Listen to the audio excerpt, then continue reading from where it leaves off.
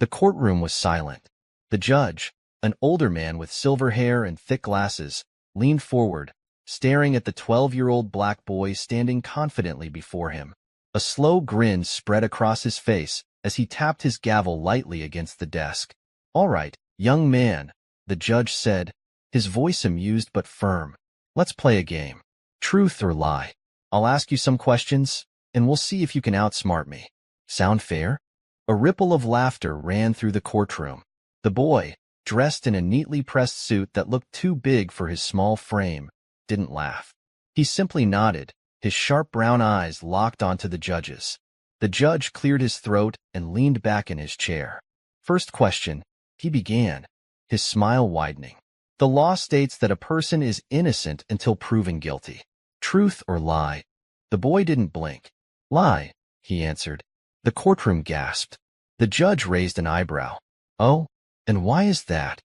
"Because in reality, people are treated guilty first and have to prove their innocence," the boy said calmly. "Especially if they're black." The judge's smile faded slightly. He shifted in his seat, glancing toward the courtroom audience. Some murmured in agreement. Others whispered in shock. "All right," the judge continued, his voice a little less playful. "Let's try another one. A judge must be completely fair and unbiased in every case. Truth or lie?" The boy's lips curled into a knowing smile. "Lie." The judge frowned. "Explain." "Because judges are human," the boy replied smoothly. "And humans have biases, whether they admit it or not. You, for example, have already decided that I'm just a kid who doesn't know what he's talking about. That's your bias." The courtroom erupted into shocked murmurs. The judge's face turned red. The gavel came down with a sharp crack. "Order," he barked. The courtroom fell silent again. The judge took a deep breath, rubbing his temple. He stared at the boy, suddenly realizing this wasn't going to be the simple game he had expected. He had underestimated him, and now he had a feeling he was about to lose. Earlier that day, the courtroom had been buzzing with anticipation. Reporters sat in the back rows, their cameras flashing as they whispered among themselves. The case had captured the city's attention. An unfair arrest, a child genius, and a judge known for his strict rulings.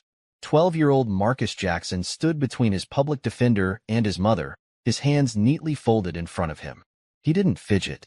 He didn't look scared. In fact, he looked completely calm. The arrest had been a mistake. Or rather, that's what the police wanted people to believe. Marcus had been sitting in the public library when officers stormed in, accusing him of being involved in a recent burglary. The evidence? A vague description of a black boy in a hoodie. Never mind that Marcus was reading a book on constitutional law when they dragged him away in handcuffs. The video of his arrest had gone viral. People were outraged, but outrage didn't mean justice. Now, Marcus stood before Judge Richard Wallace, a man with a reputation for handing out harsh sentences. The judge studied him from behind his glasses. "Son, do you understand why you're here today?" Marcus lifted his chin. "Yes, Your Honor." "Do you know what you're being accused of?" Yes. The judge adjusted his glasses. "Do you have anything to say before we begin?" Marcus hesitated, then spoke. "I'd like to represent myself." Gasps filled the room. His mother gripped his arm. "Marcus." But the boy shook his head. He had made up his mind.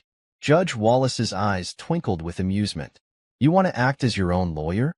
Yes. The judge chuckled. "That's bold." "Smart," Marcus corrected. The judge chuckled again. "All right then, young man. Let's see if you're as smart as you think you are." And that was how it started. A game. A test. A battle of wits between a seasoned judge and a 12-year-old legal prodigy. The courtroom leaned forward, eager to watch the spectacle unfold. But no one, not even the judge, was prepared for what would happen next. Marcus was about to turn the entire case upside down. And before the judge knew it, he would realize something terrifying. He was losing control. The judge cleared his throat, adjusting his glasses. He had expected this to be amusing, a quick lesson in humility for a cocky kid. Instead, Marcus Jackson had turned the courtroom into a chessboard, and Judge Wallace had just realized he was playing against a grandmaster. "All right, Marcus," the judge said, leaning forward, "let's see how well you understand the law. Since you've chosen to represent yourself, I'll give you the chance to make an opening statement. Marcus nodded, stepping forward with the confidence of a seasoned lawyer. His suit still looked too big, but suddenly, no one noticed. It was his presence that filled the room, not his clothing. Your Honor, he began, his voice steady. I stand before you today not just as a defendant, but as an example of a system that is flawed. I was arrested without probable cause. I was accused based on nothing more than my skin color and the assumption that I must be guilty. But today, I will prove that the law, your law, was broken. Not by me, but by those who arrested me. The courtroom fell into a stunned silence. Even the reporters stopped typing. The judge's fingers tapped lightly on the bench. That's a strong accusation, young man. It's not an accusation, Marcus said, tilting his head. It's a fact. Murmurs rippled through the crowd. The judge sighed, glancing at the prosecutor, a tall man in a crisp navy suit. Mr. Callahan, I assume the state is ready to present its evidence? The prosecutor stood, smirking slightly. He had underestimated the boy, too. But now, he was ready to put him in his place. Absolutely, Your Honor, Callahan said, stepping forward. The state has surveillance footage placing the defendant near the scene of the crime, as well as a witness who identified him. Marcus didn't flinch. Objection. Judge Wallace raised an eyebrow. On what grounds? On the grounds that being near a crime is not the same as committing one, Marcus said smoothly.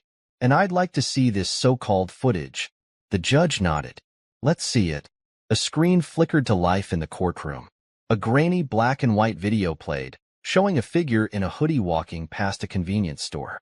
It was dark. The person's face was barely visible. This, Callahan said confidently, was taken just minutes before the store was broken into. This individual matches the description given by our witness. Marcus folded his arms. What description? Callahan frowned. Excuse me? You said I matched the description, Marcus repeated. So what was the description? The prosecutor glanced at his notes.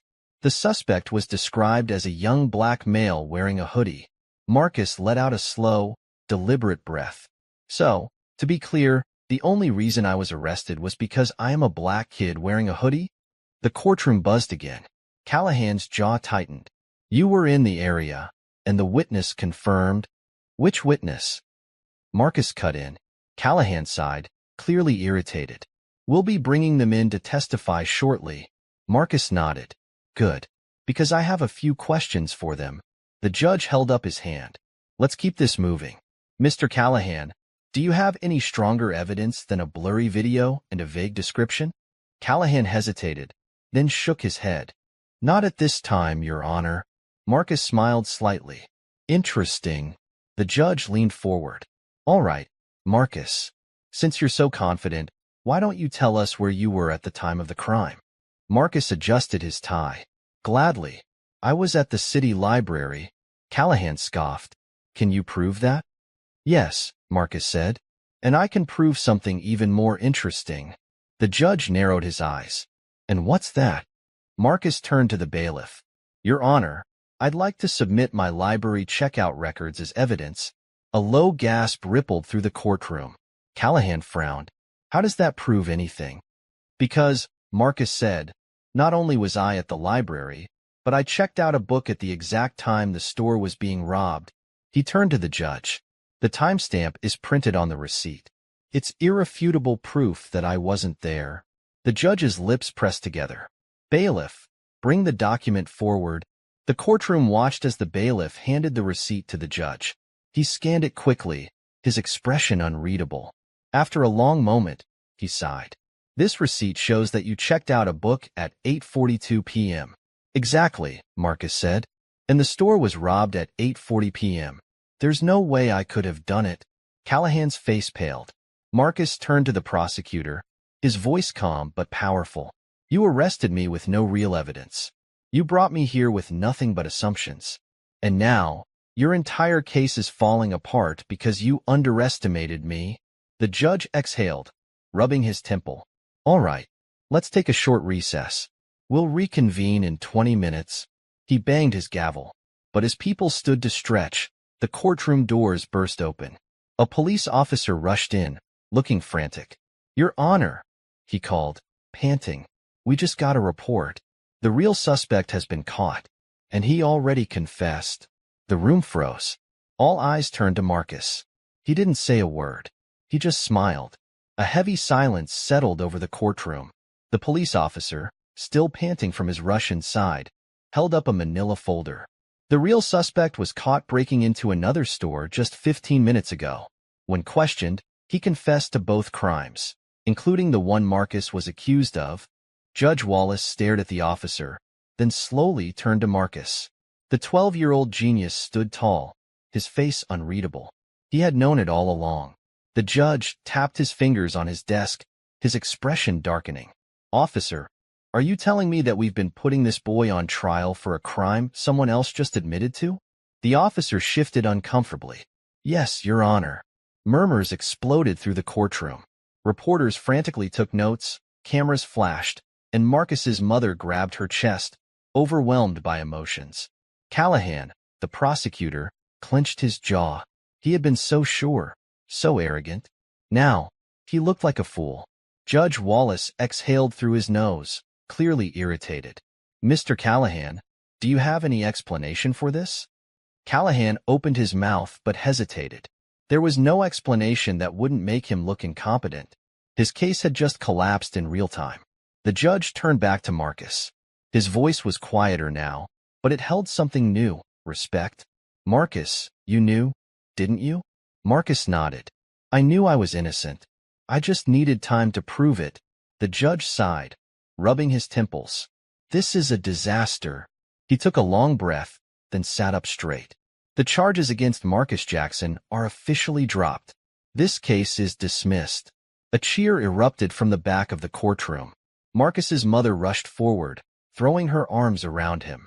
"Oh, baby, I knew you'd prove them wrong," she sobbed into his shoulder. Marcus hugged her back, but his mind was still working. He had one, but something about this didn't sit right. The police had arrested him too easily. The prosecutor had pushed too hard, with almost no real evidence. And now, just as he was about to break the case apart, the real suspect was conveniently caught? Something was off. The judge slammed his gavel, bringing order back to the room. "Court is adjourned." But just as people began packing up, Marcus spoke up. "Wait." Everyone turned to look at him. The judge frowned. "Marcus, the case is over. You're free to go." "I know," Marcus said, "but I have a question for the officer." The officer shifted, suddenly uncomfortable. Yes?" Marcus narrowed his eyes. "You said the real suspect was caught just 15 minutes ago?" "That's right," the officer replied. "And he confessed on the spot?" The officer hesitated. "Well, yes." Marcus tilted his head. "That's odd." The courtroom fell silent again. Judge Wallace leaned forward. "Why is that odd?" "Because confessions don't usually happen that fast," Marcus said. "A suspect caught in the act might deny it, ask for a lawyer, or try to negotiate. But this guy just confessed immediately? That doesn't make sense." Callahan jumped in, desperate to end this nightmare. "Marcus, the case is over. You're free. Let it go." But Marcus shook his head. "No, something isn't right, and I want to know what." His mother tugged on his arm. "Baby, we can go home now. Let's not push our luck." But Marcus had already turned back to the officer. "Where was this suspect caught?" The officer swallowed. Down on 5th Street." Marcus's eyes narrowed. "5th Street? That's on the other side of the city." The officer nodded. "Yes, but—" Marcus cut him off. "Then how was he in two places at once?" A ripple of shock moved through the courtroom. Judge Wallace's brow furrowed. "What do you mean, Marcus?" Marcus turned to the judge, his mind racing. If he was caught on 5th Street breaking into a store, that means he was in the middle of committing another crime. So when did he have time to confess about the first robbery? The officer's face turned pale. Marcus pressed further. "And if he confessed, what exactly did he say?" The officer licked his lips, looking nervous now. He said he did it. That's all." Marcus stared him down. "Did he give details?" The officer hesitated. Well, not exactly. Did he mention the store by name?" Marcus pushed. The officer shifted uncomfortably. Not specifically, no. Marcus folded his arms. Then that's not a confession. That's a cover-up. A stunned hush filled the courtroom. Judge Wallace's expression darkened. Officer, who ordered you to say this? The officer stiffened. I was just told by my superior that the case was closed. Who is your superior? Marcus asked. The officer's mouth clamped shut. Judge Wallace slammed his gavel. You will answer the question. The officer flinched. It was. But before he could finish, the back doors of the courtroom burst open. 2 more officers stormed in, their faces hard. One of them, a tall, broad-shouldered man with a badge that gleamed under the fluorescent lights, spoke first. That's enough, he said, his voice like steel. This case is over. Everyone needs to go home. Marcus's heart pounded. Something was very, very wrong. Judge Wallace frowned. Who are you? Captain Reynolds, the man said coldly. And I'm here to make sure this doesn't go any further. The entire courtroom seemed to freeze. Marcus swallowed. He had cracked open something bigger than he realized. And now, the people in charge didn't want him to dig any deeper. Judge Wallace's face turned to stone. Are you telling me that a police captain is walking into my courtroom to interfere with justice? Reynolds didn't blink. I'm telling you that this is bigger than one case. Let it go. The judge stood, his anger barely contained. Get out of my courtroom. Reynolds smiled coldly. Be careful, Your Honor. Some cases aren't meant to be won. Then he turned and walked out, his officers following behind him. The door slammed shut behind them. For a long moment, no one spoke. Then Marcus exhaled, his mind spinning. He had won his case, but he had also just stumbled onto something much bigger, something dangerous. And now, the real fight was about to begin. The air in the courtroom was thick with tension. Everyone had seen it. The way Captain Reynolds had walked in like he owned the place. The way he had tried to shut everything down with just a few words. But Marcus Jackson wasn't the kind of kid to let things go. He had spent years reading law books, understanding rules, and learning how the system worked. And if there was one thing he knew for sure, it was this. When someone tells you to stop looking, that means you're close to the truth. Judge Wallace sat stiffly in his chair, his fingers gripping the bench. His eyes were sharp, watching the doors where Reynolds had just left. Marcus took a step forward. Your Honor, he said, his voice clear. You see what just happened, right? The judge turned to him. Yes, Marcus. I saw. The courtroom was silent. Callahan, the prosecutor, looked uneasy. The reporters in the back were scribbling down notes as fast as they could. Then the judge sighed, rubbing his temples. But Marcus, listen to me carefully. He met the boy's eyes. This is not just a case anymore. This is something else. And it's dangerous. Marcus squared his shoulders. Then that means we have to do something about it. His mother grabbed his arm, her voice trembling. Baby, please. We won your case. Let's go home before something bad happens. Marcus turned to her. Mom, something bad already happened. I was arrested for no reason. They wanted to throw me in jail without evidence. And now, the police are trying to cover up the truth. He shook his head. I can't just walk away. Judge Wallace studied him for a long moment, then sighed heavily. You're really not going to let this go, are you? Marcus shook his head. The judge sat back. Fine, but if we're going to do this, we have to be smart. We need proof. Real proof that something bigger is going on. Marcus nodded. Then we start with the confession. Callahan scoffed. Oh, for the love of, Marcus, this case is done. You won. Why are you still digging? Marcus turned to him, his face unreadable. Because I know you knew. Callahan's smug expression faltered. Excuse me? You knew this case was weak, Marcus said. You knew the evidence against me was trash. And yet, you pushed it anyway. Why? Callahan's face turned red. I was just doing my job.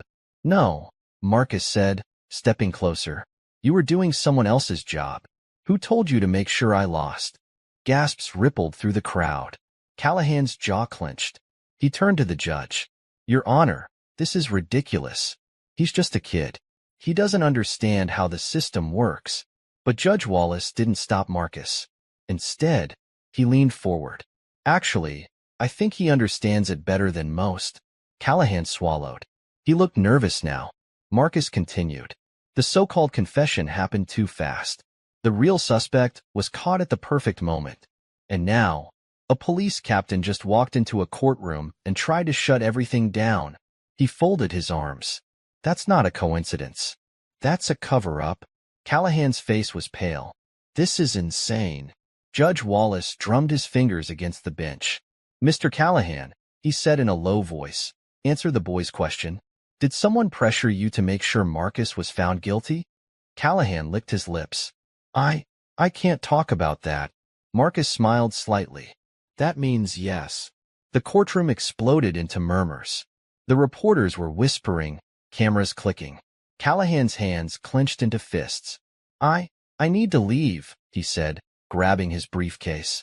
But before he could take a step, the judge banged his gavel. Mr. Callahan, you will sit down, Judge Wallace ordered. Callahan froze. He hesitated, then slowly sat back down. His hands were shaking.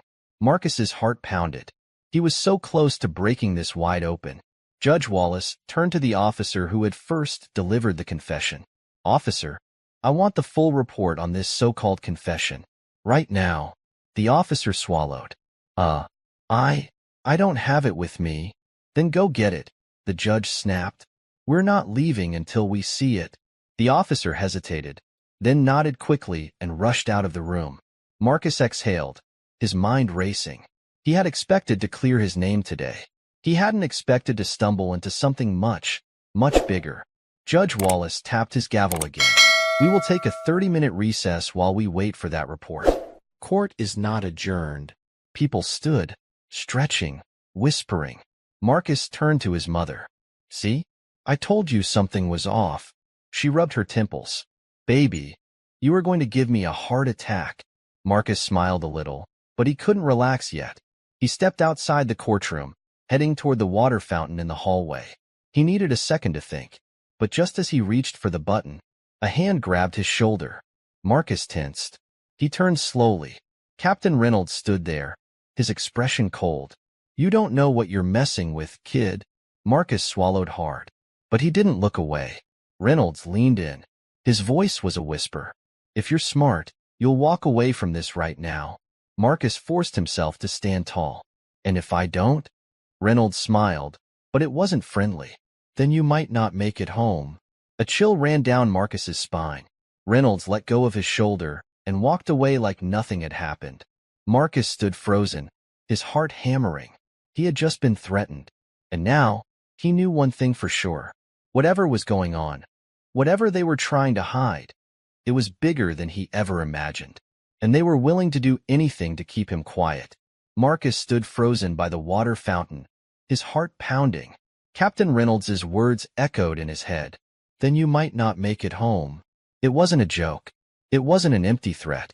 The way Reynolds had said it, the cold smile, the dead look in his eyes, meant he was serious. Marcus swallowed hard, forcing himself to breathe. He had read about corruption, about cover-ups, but he never thought he'd be living one. Now it was real, and he was in danger. He turned back toward the courtroom, his legs moving faster than his mind. He needed to tell someone. Judge Wallace, his mom, anyone who would listen. But just as he reached for the courtroom door, his instinct screamed at him. Wait, think. Reynolds had threatened him in a public hallway. That meant one of two things. Reynolds was reckless. Reynolds knew no one would believe Marcus. Marcus clenched his fists. He needed proof. He needed a plan. Taking a deep breath, he turned away from the door and walked quickly toward the courthouse exit. He wasn't running away. He was going hunting. Outside, the afternoon sun burned hot. Marcus scanned the parking lot, his brain working a mile a minute. Reynolds was part of something bigger. That much was clear. The confession had been fake. The trial had been rushed. And now, a police captain was personally trying to scare him off? Marcus had to find out what they were hiding. He pulled out his phone and typed quickly, "Meet me at the library. Urgent." He sent the message to his best friend, Elijah. Then he started walking. He didn't notice the black SUV parked across the street, or the man inside watching him go. The library was nearly empty when Marcus arrived. The smell of old books and ink filled the air, a comforting scent in the middle of all this chaos. Elijah was already there, sitting at their usual table in the back. "You better have a good reason for calling me out here, bro," Elijah said, leaning forward. "I was in the middle of a game." Marcus sat down. "I need your help." Elijah blinked. "Wait, you need my help? The boy genius needs help?" Marcus didn't smile. "It's serious." Elijah frowned. "Okay, what's going on?" Marcus lowered his voice. "I think the cops are covering something up, and I think they were ready to throw me in jail to keep it hidden." Elijah stared. "Wait, what?" Marcus quickly explained everything: the rushed case, the fake confession, Captain Reynolds' threat. When he finished, Elijah let out a low whistle. "Dude, you need to get out of town." Marcus shook his head. "No, I need to find out what they're hiding." Elijah sighed, running a hand over his face. "You always gotta be difficult, huh?" Marcus smirked slightly. "You wouldn't be my friend if I wasn't." Elijah snorted. "True." He leaned forward. "Okay, what's the plan?" Marcus exhaled. "First, we find out who the real suspect is. The one they arrested." Elijah nodded. "You thinking fake name? Or fake person?" Marcus rubbed his chin. "Could be either. But I have an idea." He pulled out his phone and typed quickly. "Juvenile arrest records, city database." A login page popped up. Elijah leaned over, reading the screen. You do realize you need an official login to get in, right?" Marcus didn't answer. He just opened another app. Elijah's eyes widened. "Bro, no way. You're hacking the police database?" "Not hacking," Marcus said, tapping away. "Just borrowing access." Elijah whistled. "You are so gonna get arrested again." Marcus ignored him, fingers flying. Seconds later, he was in. A list of recent arrests filled the screen. He scrolled quickly, and then, there it was. Suspect, Nathaniel Brooks. Age, 19. Crime, burglary. Confession, yes. Marcus clicked the file. But instead of a detailed report, there was almost nothing. No mugshot, no fingerprints, just a name and a confession. Elijah frowned. "That's weird, right?" Marcus nodded. "Super weird." He scrolled down, until he found something even stranger. Nathaniel Brooks had been arrested 1 hour before the robbery even happened. Marcus's blood ran cold. Elijah grabbed his arm. "Wait, are you saying?"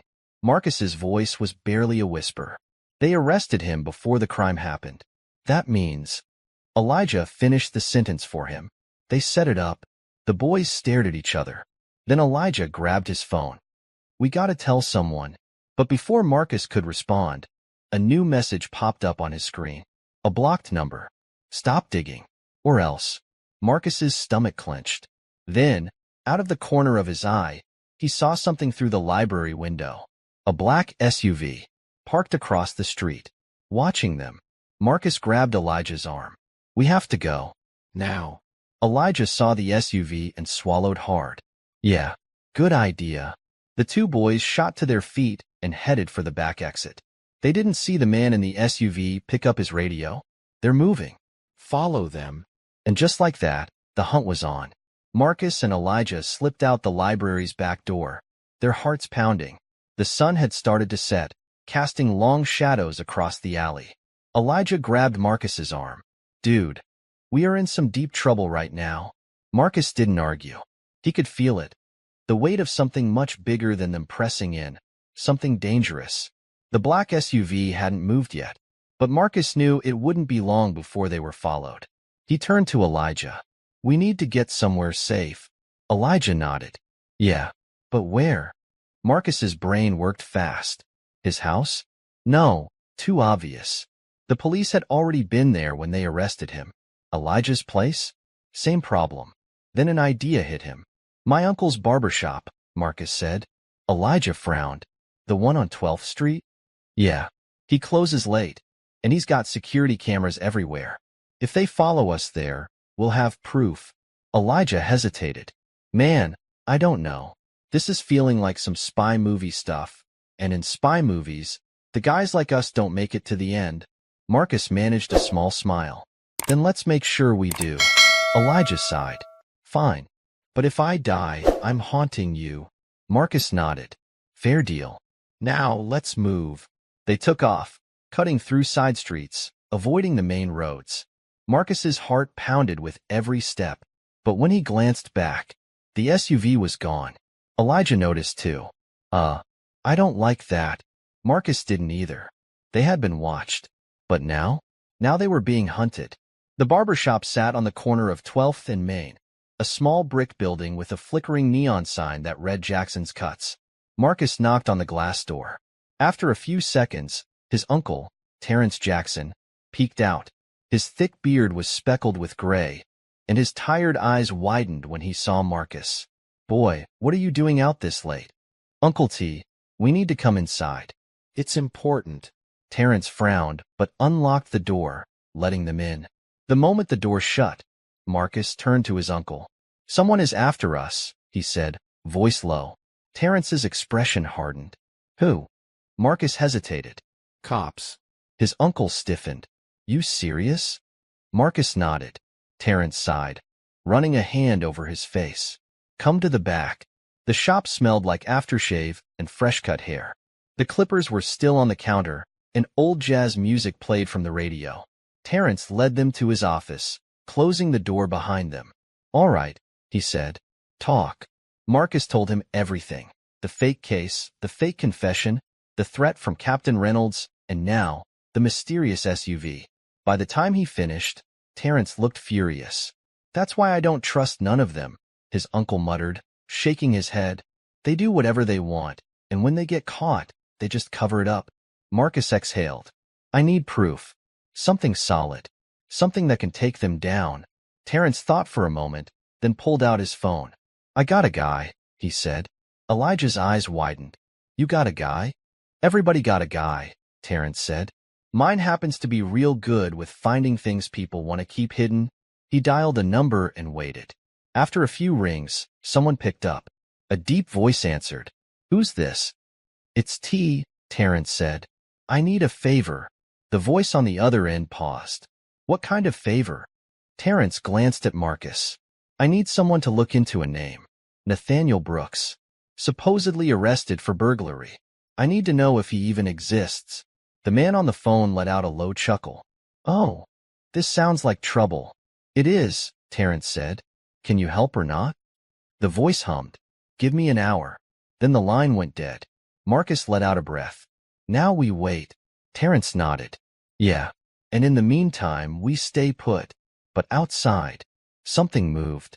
Elijah saw it first. His face went pale. Marcus? Marcus turned. Through the blinds, under the glow of a streetlight, the black SUV was parked across the street. Waiting. Watching. Elijah swallowed. Okay, change of plan. We die here instead. Marcus's stomach twisted. They weren't just being followed. They were being trapped. The next hour felt like forever. The SUV didn't move. No one got out. It just sat there. Then, Terrence's phone buzzed. The deep voice spoke. We got a problem. Terrence frowned. What kind of problem? The man sighed. Nathaniel Brooks? He don't exist. Marcus's blood ran cold. What? No records. No history. No fingerprints. It's like he was made up out of thin air. Terrence cursed under his breath. Marcus felt his heart pound. They had arrested a ghost. A fake person. To make sure he took the blame. Elijah gripped the table. Oh, we are so dead. Then, a loud thud came from the front door. A shadow moved outside the shop. Marcus froze. Terrence grabbed a bat from behind his desk.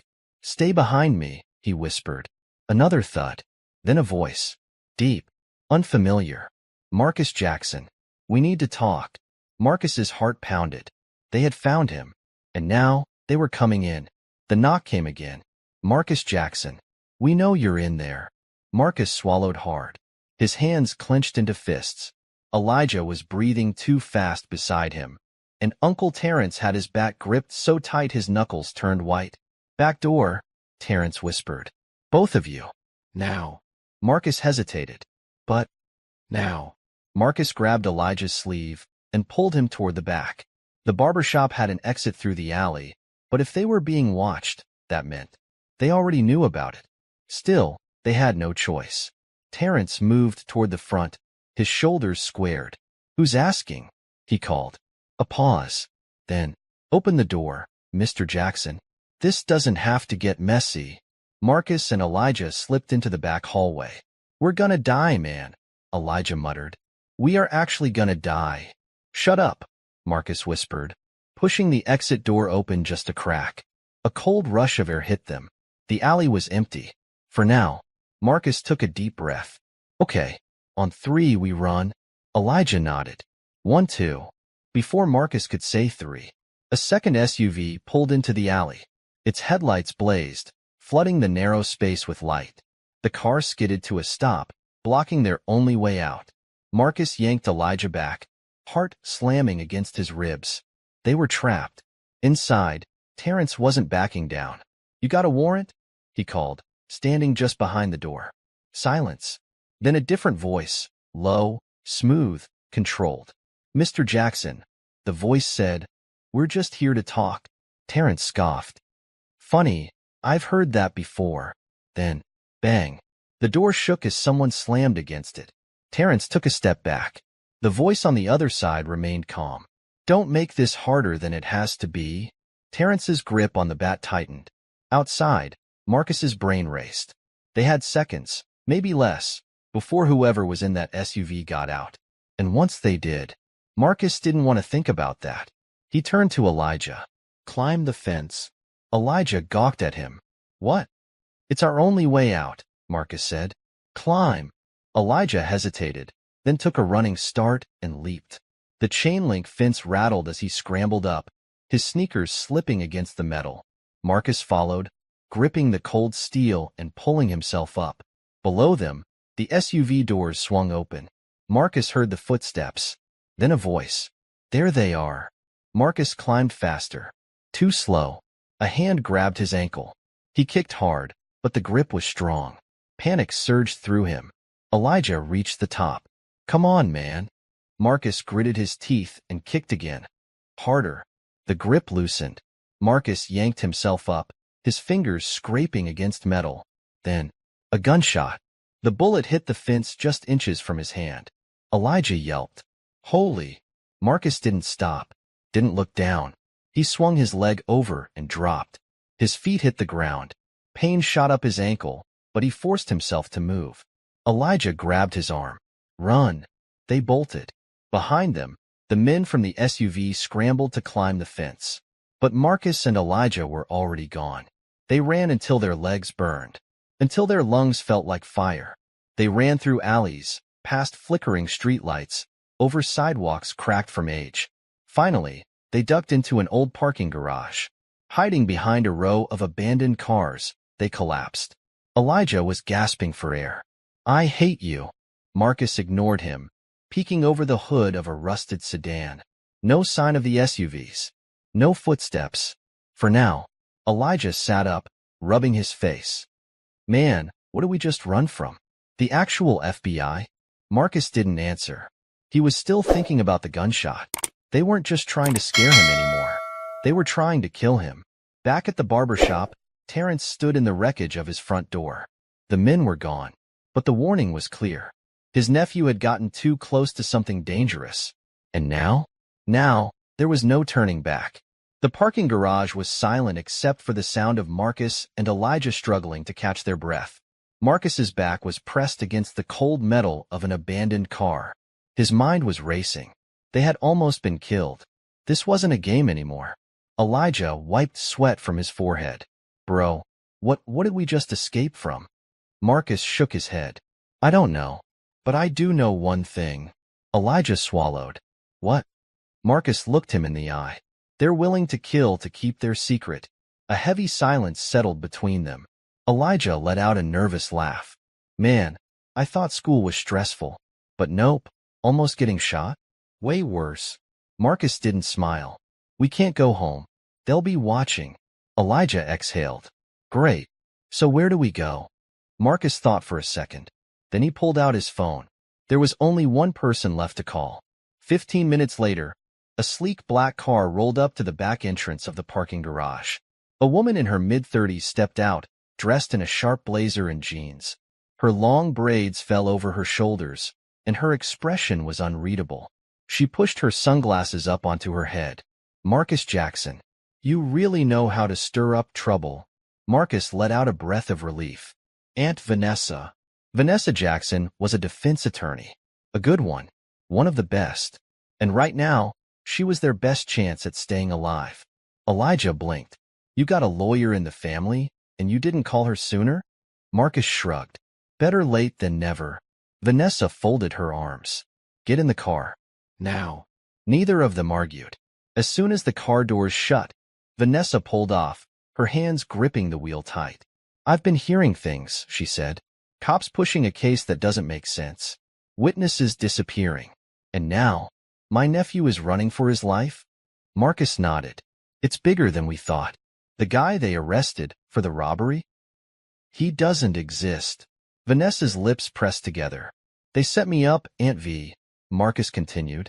And when I started asking questions, they tried to shut me down. Now they're hunting me. Vanessa let out a slow breath. Yeah, I figured it was something like that. Marcus frowned. Wait, you knew? Vanessa didn't take her eyes off the road. I didn't know for sure, but I've seen cases like this before. They pick a scapegoat, someone easy to blame. Then they close the case fast before anyone looks too deep. Elijah shook his head.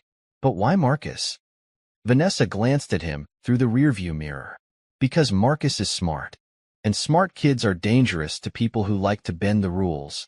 She turned down a side street, heading toward the edge of town. Elijah leaned forward. Where exactly are we going? Vanessa's jaw tightened. Somewhere safe. Marcus didn't like the sound of that. Where? Vanessa didn't answer, which meant she didn't trust anywhere in the city. 20 minutes later, they pulled up to a small, run-down motel. The neon sign buzzed weakly in the night. Vanessa parked and turned to face them. Listen carefully. You two are staying here tonight. I paid cash, no paper trail. Nobody knows you're here. Marcus crossed his arms. And what about you? Vanessa exhaled. I need to make some calls. Figure out how deep this goes. But do not leave this room. Got it? Elijah nodded so fast his head nearly fell off. Oh, trust me. I have zero plans of going anywhere. Marcus hesitated, then nodded. Got it. Vanessa's eyes softened. I know you're scared, but I won't let anything happen to you. Then she reached into her glove compartment and pulled out a gun. Elijah nearly fell out of the car. Whoa. Okay. This just got way too real. Vanessa checked the safety, then tucked the gun into her bag. If they're willing to use force, so am I. Marcus stared at her. You really think it's that bad? Vanessa met his eyes. They shot at you, Marcus. What do you think? Marcus felt a chill run down his spine. Yeah, it was that bad. Inside the motel room, Elijah locked the door. Twice. Then he collapsed onto the bed. All right, I'm done. This is officially the worst day of my life. Marcus sat by the window, staring out at the parking lot. The motel wasn't great. Faded wallpaper. A buzzing TV. But at least for now, they were safe. Elijah sat up. So what now? Marcus exhaled. Now? We wait. Elijah groaned. I hate that answer. Marcus smirked slightly. Me too. Elijah rubbed his face. Man, if I had known being your best friend would involve almost getting killed, I would have rethought our whole friendship. Marcus chuckled. Too late now. But his smile didn't last long. Because deep down, he knew. This wasn't over. Not even close. And then, his phone vibrated. Blocked number. A single message. We know where you are. Marcus's stomach dropped. And then, the motel lights outside went out. A shadow moved by the window. Someone was here. And this time, they weren't knocking. The motel lights flickered out. Marcus's chest tightened. He could barely see Elijah's face in the sudden darkness, but he could hear the sharp intake of breath. A shadow moved past the window. Then another. Then, a click. The doorknob turned. Elijah whispered, "Oh nah." Marcus moved fast. He grabbed Elijah by the shirt and yanked him toward the bathroom. Hide. Marcus whispered. Elijah didn't argue. They slipped inside, closing the door just as, bang, the motel door burst open. Heavy boots thudded against the floor. Marcus's heart pounded in his ears.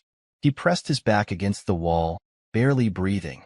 The bathroom was small, just a sink, a toilet, and a shower with a flimsy curtain. Not much cover. Elijah's hands were shaking. Marcus could feel it. From the other room, voices whispered, too low to understand. Then, footsteps, getting closer. Marcus's mind raced. If they opened the door, they were done. They had nowhere to run. His fingers brushed the edge of the toilet tank. An idea sparked. Carefully, silently, Marcus lifted the lid off the back of the toilet and handed it to Elijah. Elijah's eyes went wide. Marcus mouthed, "Be ready." Elijah nodded. Then, the bathroom door creaked open. A shadow filled the doorway. A tall, broad-shouldered man in dark clothes stepped in, scanning the small space. Marcus's breath caught in his throat. The man's eyes landed on the shower curtain. Slowly, he reached for it. Marcus tensed. Then, Elijah swung the toilet tank lid. Crack. The man stumbled back, cursing. Marcus lunged forward, grabbing the only other weapon in reach, a cheap motel hairdryer. It wasn't much, but he swung it like his life depended on it. Wham! The man collapsed, dazed. Elijah didn't wait. He bolted out the door, pulling Marcus with him. The motel room was trashed. The bed was overturned, drawers pulled out. But Marcus barely had time to process it, because standing near the entrance was another man, and this one had a gun. Marcus and Elijah skidded to a stop. The man, dressed in all black, aimed the gun at them. "Where do you think you're going?" Elijah whispered, "Marcus, I don't want to die in a motel." Marcus didn't either. His brain moved fast. The man wasn't shooting yet. That meant something. He wasn't here to kill them. At least, not yet. "Come with me," the man ordered. Now. Marcus swallowed. His heart was racing. He glanced at Elijah, then back at the man. Then, a loud bang from outside. Tires screeched. The man turned his head, just for a second. Marcus moved. He grabbed the closest thing, a lamp, and threw it with everything he had. The man barely had time to react before. Crash. Glass shattered. The gun clattered to the floor. Marcus didn't wait. He grabbed Elijah's arm and ran. Outside, headlights blinded them. A car skidded to a stop. The driver's door flew open. "Vanessa, get in," she yelled. Marcus and Elijah dived into the car. Before the doors even shut, Vanessa slammed the gas. Tires screeched. The car shot forward, speeding out of the lot. From the rearview mirror, Marcus saw the gunman stumble outside. Another black SUV pulled up next to him. They weren't done. They were going to chase them. Vanessa didn't waste time. "What did you do?" Marcus took a deep breath. "I think I almost got us killed." Elijah threw his hands up. "You think?" Vanessa swore under her breath, making a hard right turn. "I told you to stay put." Marcus shook his head. "They found us anyway." Vanessa didn't argue, because she knew he was right. The SUV behind them roared to life, headlights flashing. Then another appeared. Then another. 3 in total. Marcus's stomach twisted. Aunt V? "I see them," Vanessa muttered. The first SUV lurched forward, gaining on them. The second swerved to the side, trying to box them in. Elijah gripped the seat. V? I really don't want to die in a car chase either." Vanessa gritted her teeth. "Then hold on." Then, she slammed the brakes. Marcus's head snapped forward. Elijah let out a choked scream. The first SUV, caught off guard, swerved hard, trying to avoid them. It clipped the second SUV. Crash. The 2 cars spun out, slamming into a streetlight. The third SUV kept coming. Vanessa floored the gas. The car launched forward. Marcus's pulse hammered. Are we losing them? Vanessa's jaw was tight. Not yet. She swerved onto a side street. Then another. Then, the road ahead was blocked. More black SUVs. Waiting. Elijah groaned. Are you kidding me? How many do they have? Vanessa's grip tightened on the wheel. Marcus's stomach dropped. They were surrounded. And this time, there was nowhere left to run. Vanessa slammed the brakes. The car skidded to a stop just inches from the black SUVs blocking the road ahead. Behind them, more headlights appeared. Trapped, Marcus's hands clenched into fists. His heart pounded so hard it hurt. Elijah barely breathed. Welp, this is how I die. In a car. Like I always feared. Vanessa's grip tightened on the wheel. Her jaw clenched. Stay calm. Marcus swallowed his head. They're not here to talk, are they? Vanessa didn't answer. Because they all knew the truth. The SUV doors opened. Men stepped out, all dressed in black. No badges. No uniforms. Just power. Then, one last door opened. Captain Reynolds stepped out, his face unreadable. He walked forward, stopping just a few feet from Vanessa's car. Then, slowly, he raised his hand, motioning for them to step out. Vanessa's fingers hovered over the gear shift. Marcus, stay in the car. But Marcus already knew. They weren't getting out of this without answers. And he wanted them. All of them. Before Vanessa could stop him, Marcus opened the door and stepped out. Elijah cursed under his breath. Dude, what are you doing? Vanessa hissed. Marcus. But it was too late. Marcus walked forward, toward Reynolds. The street was empty. The only sound was the hum of the engines. Reynolds studied him. Brave kid. Marcus stopped. I'm not brave. His voice was steady. I'm just not stupid. Reynolds smirked. Debatable. Marcus's fists tightened. You tried to frame me. Reynolds shrugged. You were the perfect choice. Marcus's jaw clenched. Why? Reynolds let out a slow breath. You really want to know? Marcus didn't blink. Yes. Reynolds took a step closer. The streetlights made his face look sharper, harder. Because, Marcus, Reynolds said, his voice smooth, you don't belong in the system. You threaten the system. Marcus frowned. What? Reynolds sighed. Smart kids like you? You see the cracks, the flaws. You ask questions. And questions are dangerous. Marcus swallowed. Reynolds continued, voice calm. Too calm. See, we don't just need criminals to keep the machine running, he said. We need the right criminals. The ones nobody will fight for. The ones people will assume are guilty just by looking at them. Marcus felt his stomach turn. Reynolds tilted his head. What do you think would have happened if we locked you up? Marcus knew the answer. A smart black kid in the system? He would have been swallowed whole. No one would have questioned it. No one would have cared. Reynolds smiled slightly. But instead, you fought back. His eyes darkened. And now, you know too much. Marcus's breath caught in his throat. Reynolds turned to his men. Take them. The air shifted. Elijah jumped out of the car. Oh, come on, man. Vanessa threw open her door, pulling her gun. Don't even think about it. Reynolds didn't look worried. Put the gun down, Miss Jackson. You're outnumbered. Marcus's brain raced. He was one move away from disappearing forever. One move away from being buried under lies. He had one shot. One chance. He had to break the system before it swallowed him. Then, an idea. His only chance. Marcus reached into his pocket. Not for a gun. Not for a weapon. For his phone. And he pressed play. Reynolds's voice filled the air. See, we don't just need criminals to keep the machine running. We need the right criminals. The recording was clear. The officers froze. Reynolds's face turned to stone. Marcus's voice was steady. I was recording the second I stepped out of the car. Reynolds's jaw clenched. Marcus lifted the phone higher. And right now? This recording is being sent to every journalist I know. Elijah grinned. Oh, and guess what?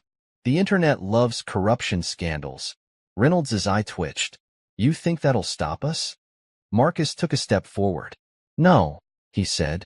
But it'll make sure everyone sees what you are. Reynolds's men hesitated. The game had changed. The whole world was about to know the truth. Reynolds exhaled through his nose. Then, he smiled. A slow, knowing smile. Well played, he said. Then he turned to his men. Stand down. The officers lowered their weapons. Reynolds looked back at Marcus. This isn't over. Marcus didn't blink. I know. Reynolds smirked. Then I'll see you soon. Then he stepped back, got into the SUV, and drove away. The others followed. Just like that, they were gone. Silence. Elijah let out a long breath. Okay, that Was insane. Vanessa holstered her gun, still tense. Marcus, that was dangerous. Marcus exhaled. I know. She studied him. You were ready to die for that, weren't you? Marcus swallowed, then nodded. Vanessa's eyes softened. Then, suddenly, she hugged him, tight. Marcus tensed at first, then let himself breathe. Elijah clapped his hands together. So, can we never do that again? Marcus let out a breath. No promises. Elijah groaned. I hate you. Marcus smirked. I know. By morning, the recording was everywhere. News stations, blogs, social media.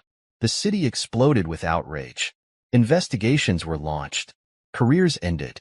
But Reynolds? He disappeared. No charges. No arrest. Gone. A week later, Marcus sat on his porch, staring at the sunset. Vanessa sat beside him. You did it. Marcus didn't answer. Because deep down, he knew it wasn't over. Reynolds was still out there, watching, waiting, and someday, they would come for him again. But next time, he'd be ready. 1 week later, the city was still on fire. News anchors called it the justice system scandal of the decade. Protests erupted. People demanded arrests. The mayor held emergency press conferences, promising change. But Marcus knew better. The system didn't change. It just hid its cracks better. And the biggest crack of all? Captain Reynolds was gone. Not arrested. Not fired. Gone. No one knew where. No one knew how.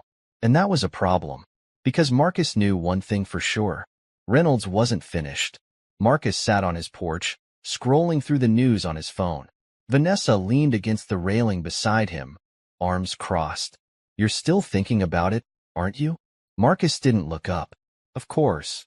Vanessa sighed. You exposed them. You won. Marcus clenched his jaw. No, I just made them go underground. He wasn't stupid. When people like Reynolds got caught, they didn't go to jail. They moved. They adapted. They waited. Elijah walked up the steps, holding a soda. Y'all really sitting here all dramatic while I'm just trying to enjoy my day? Marcus finally looked up. You're not worried? Elijah scoffed. Oh, I'm terrified. But if I stop for even 5 seconds to think about how close we came to getting murdered, I might throw up. So I'm just vibing instead. Vanessa smirked. Smart strategy. Marcus sighed, putting his phone down. I don't get it. Reynolds should be in prison. He should be on trial.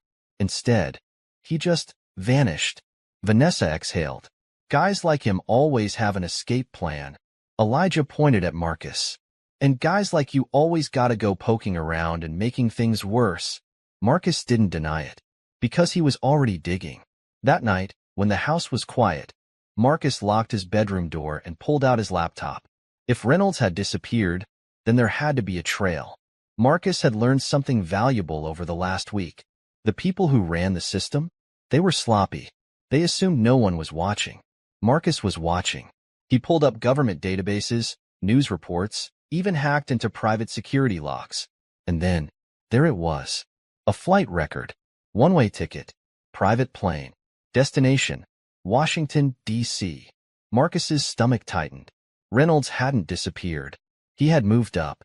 Marcus stared at the screen, his fingers hovering over the keys. He could ignore it. Pretend it wasn't happening. Pretend he was just a normal 12-year-old kid. But that was a lie. He had never been normal. And now? The stakes were higher than ever. Marcus exhaled. Then he picked up his phone and called Vanessa. When she answered, her voice was groggy. Marcus? It's 2 a.m. Marcus didn't hesitate. Reynolds is in D.C. Silence. Then Vanessa cursed. Send me everything. Marcus already had. She exhaled. Okay, I'll make some calls. But Marcus. I know, Marcus said. This is dangerous. She sighed. I was gonna say you should go to bed. But yeah, that too. Marcus smirked. No chance. Vanessa muttered something under her breath, then hung up. Marcus closed his laptop. He had taken down Reynolds once. Now, he was gonna end him for good. The next morning, Vanessa showed up with 2 cups of coffee and a plane ticket. Elijah nearly choked on his breakfast. Wait. What is happening right now? Vanessa slid the ticket across the table to Marcus. You coming or not? Marcus looked at the ticket. It wasn't just for him. There was a second one. Elijah's name was on it. Elijah blinked. Oh nah. Marcus smirked. Too late, you're already in this. Elijah groaned, slumping over the table. I hate you so much, bro. Marcus grabbed the ticket. DC. The capital. The heart of power. That's where Reynolds had run to. That's where Marcus was going. Because this time, he wasn't just playing defense. He was taking the fight to them. And he wasn't leaving until Reynolds paid. The plane touched down at Reagan National Airport, and Marcus stared out the window. The skyline of Washington, D.C. stretched before him, gleaming in the morning light. This was it. The final move. Elijah stretched, yawning. All right, I'm just gonna say it.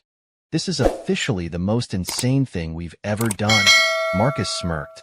And we haven't even started yet. Vanessa grabbed her back. All right, listen up. We're not tourists. We're here for one reason. To find Reynolds, expose him, and make sure he can never do this again. Elijah groaned. Cool.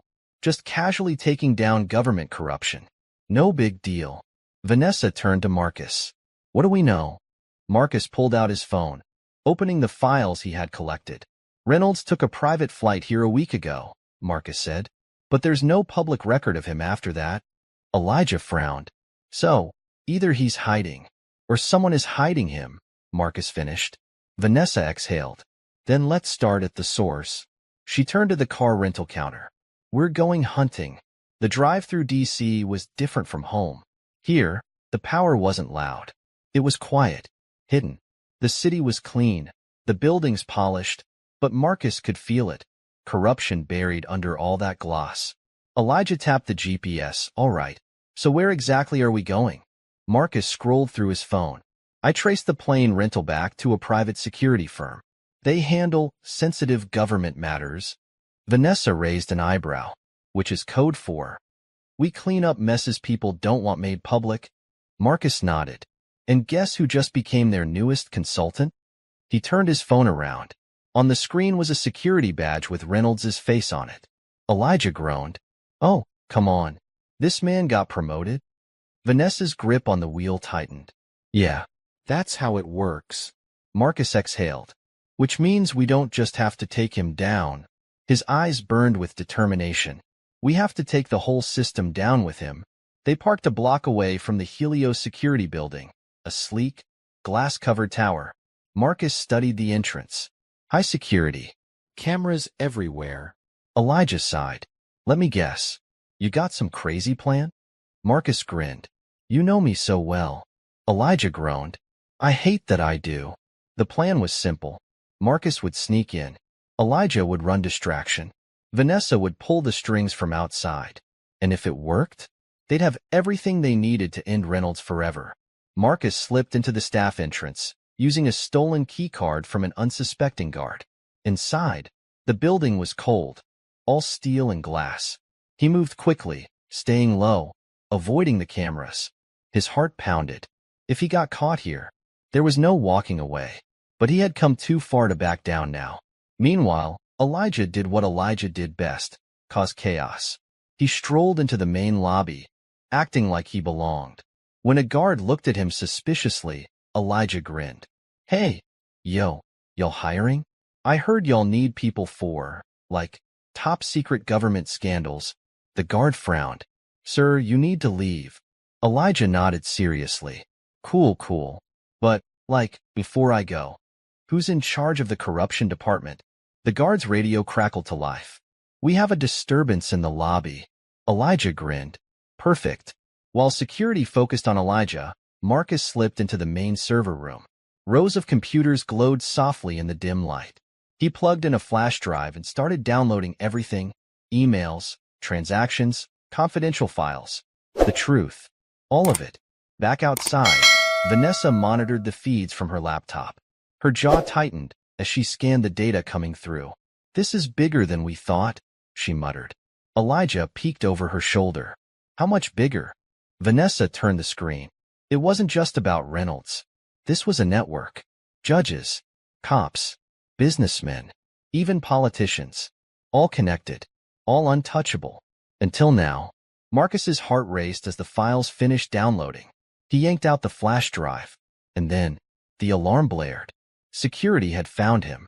A voice boomed over the intercom. Intruder in the server room. Marcus's blood ran cold. Then, a door slammed open. And standing there, Reynolds. The room felt smaller. Reynolds smirked, arms crossed. I should have known you wouldn't let this go. Marcus's grip tightened on the flash drive. I don't like unfinished business. Reynolds took a step closer. You really think you're going to walk out of here? Marcus smiled. I don't think. I know. Then, Vanessa's voice crackled through his earpiece. Now. Boom. The fire alarms exploded. Smoke poured into the hallways. And just like that, the building descended into chaos. Marcus didn't wait. He ran. Reynolds cursed, chasing after him. Security swarmed the hallways. But Marcus was faster. He dodged, slipping through doors, weaving through offices. Then, he saw Elijah at the entrance, waving frantically. Move, dude, move. Marcus sprinted. Behind him, Reynolds yelled orders. Too late. Marcus dived through the doors and straight into Vanessa's getaway car. She peeled out before the guards could react. Elijah collapsed into the seat. Oh, I think I just had a heart attack. Marcus grinned, breathing hard. He had the files. They had everything. And Reynolds? He was done. The next morning, the headlines hit. Corruption exposed. Police, politicians, and secret network uncovered. The world saw the truth. People were arrested. Careers ended. And Reynolds? Gone. Again. Days later, Marcus sat on his porch, staring at the sky. Vanessa sat beside him. You did it. Marcus didn't answer. Because deep down, he knew Reynolds was still out there. And one day, they would meet again. But next time, Marcus wouldn't just win. He would end the game forever. The system tried to break him. But they forgot one thing. You can't break what's smarter than you. And Marcus Jackson was the smartest of them all.